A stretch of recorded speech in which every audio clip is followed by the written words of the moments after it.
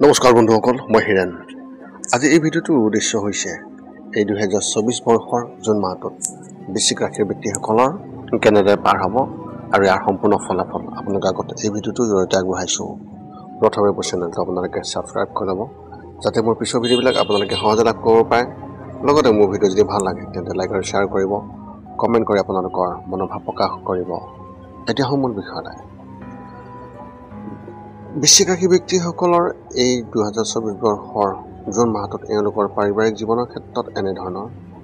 এই মাহত আপোনাৰ পৰিয়ালৰ কোনোবাই বিয়া হোৱাৰ সম্ভাৱনা আছে।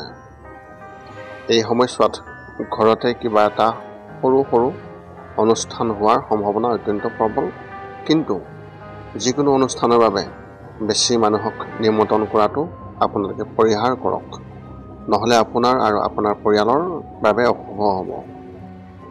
কোনোবাই এটা বিষয়ত আপোনাৰ লগত পৰিয়ালৰ কোনো সদস্যৰ মতানৈক্য হোৱাৰ সম্ভাৱনা আছে।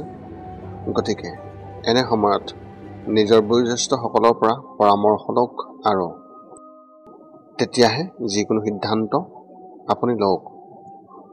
ব্যৱসায় আৰু চাকৰিৰ ক্ষেত্ৰত এনেধৰণৰ।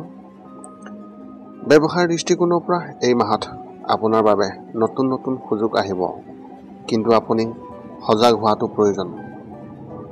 যোৱা কেইমাহমানত আপোনাৰ যি লোকচান হৈছিল, সেয়া এই মাহত আপোনাৰ লাভলৈ পৰিণত হ'ব। এই মাহত যদি আপুনি সঠিক ক্ষেত্ৰত ধন বিনিয়োগ কৰে, তেন্তে ভৱিষ্যতে আপোনাৰ বাবে ই অতি সহায়ক হ'ব বুলি প্ৰমাণিত হ'ব।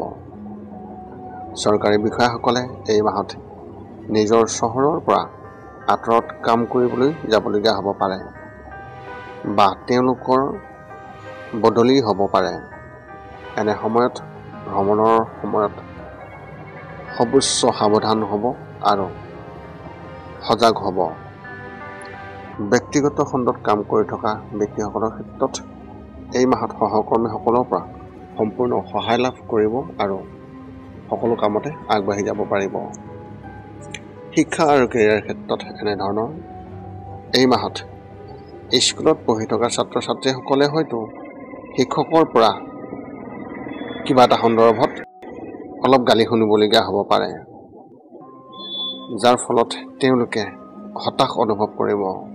এনে পৰিস্থিতিত পঢ়া শুনাৰ সম্পূৰ্ণ মনোযোগ দিয়ক আৰু উত্তম ফলাফল দিবলৈ চেষ্টা কৰক। উচ্চ শিক্ষা গ্ৰহণ কৰি থকা ব্যক্তিসকলৰ ক্ষেত্ৰত এই মাহত অধিক কাম হ'ব, যদিও শেষত ই তেওঁলোকৰ বাবে উপকাৰী বুলি প্ৰমাণিত হ'ব। প্ৰতিযোগিতামূলক পৰীক্ষাৰ বাবে প্ৰস্তুতি চলাই থকা ছাত্ৰ ছাত্ৰীসকলৰ ক্ষেত্ৰত এনেধৰণৰ। তেওঁলোকৰ ছিনিয়ৰৰ পৰা সহায় লাভ কৰিব, যিয়ে তেওঁলোকৰ সহপাঠী তেওঁলোকক সঠিকভাৱে পথ প্ৰদৰ্শন কৰিব। আপুনি আপোনাৰ কৰ্মক্ষেত্ৰ সলনি কৰাৰ কথাও বিবেচনা কৰিব, যিটো ভৱিষ্যতে আপোনাৰ বাবে অতি উপকাৰী হ'ব। প্ৰেমৰ ক্ষেত্ৰত এনেধৰণৰ। যিসকলৰ বিয়া হৈ গৈছে, তেওঁলোকৰ সংগীৰ সৈতে সম্পৰ্ক ভাল হ'ব, যদিও দুয়োজনে ইজনে সিজনক কম সময় দিব পাৰিব।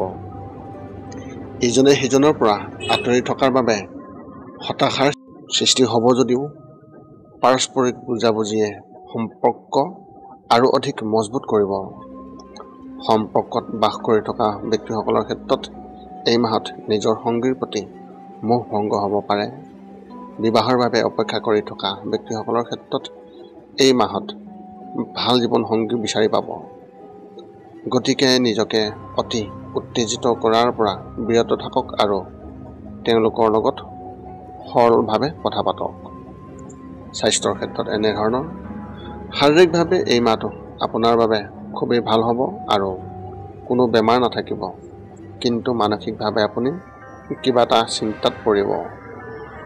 মনত এনেকুৱা কিবা এটা লৈ আপুনি আশংকাত ভুগিব, যিয়ে মানসিক চাপৰ সৃষ্টি কৰিব আৰু ইয়াৰ সম্ভাৱনাও প্ৰবল।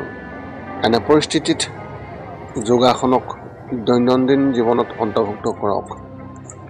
যদি আপুনি হাঁফানি ৰোগত আক্ৰান্ত হৈ আছে, তেন্তে এই মাহত নিজৰ বিশেষ যত্ন লওক। ঘৰৰ পৰা ওলাই যোৱাৰ সময়ত ইনহেলাৰটো সদায় লগত ৰাখিব লগত ৰাখিব, নহ'লে সমস্যা বাঢ়িব পাৰে। আপোনাৰ এই মাহত শুভ সংখ্যা হিচাপে 2 আৰু শুভ ৰং হিচাপে আপুনি এই মাহত সেউজীয়া ৰং ব্যৱহাৰ কৰিব পাৰে। এয়া আছিলে বৃশ্চিক ৰাশিৰ ব্যক্তিসকলৰ এই জুন মাহটোৰ সম্পূৰ্ণ ফলাফল। পুনৰ লগ পাম অন্য এটা ভিডিঅ'ত। আজিলৈ ধন্যবাদ।